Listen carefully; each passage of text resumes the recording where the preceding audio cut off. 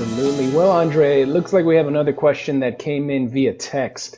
And this question asks, why has God chosen me to talk to people about his word?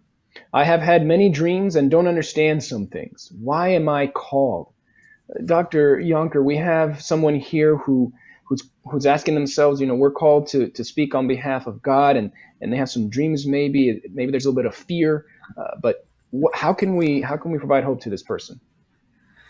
Well, yeah, I'm excited to receive this kind of a question. The good news is that God does call us to have a understanding of Himself. He wants us to know about Him, what He's done for us, His love for the world, and it's exciting when we are awakened through the power of the Holy Spirit to perceive this in our lives. And it's perhaps very normal to have some trepidation, some nervousness about what it means when you begin to experience the light of God.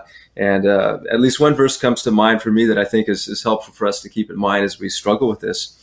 And that is in 2 Corinthians 4, verses 6 and 7. Okay. And there it reads in 2 Corinthians 4, 6 and 7, "For God, who said, 'Let light shine out of darkness,' made his light shine in our hearts to give us the light of the knowledge of the glory of God in the face of Jesus Christ.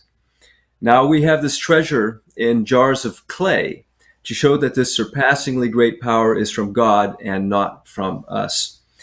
And the jars of clay is the key phrase here that I think we need to keep in mind. And it shows that while the power of God and the light of God and the truth of God is wonderful and amazing and beyond what we can fully appreciate right now in our state here on earth, where things are darkened somewhat, but that even despite the fact that we are jars of clay, that means fragile, weak vessels, earthen vessels, sometimes some translations call it earthen vessels, that God is still desiring to share himself through us. And so we are a part of this. We are called to be a part of this journey of sharing his love to the world.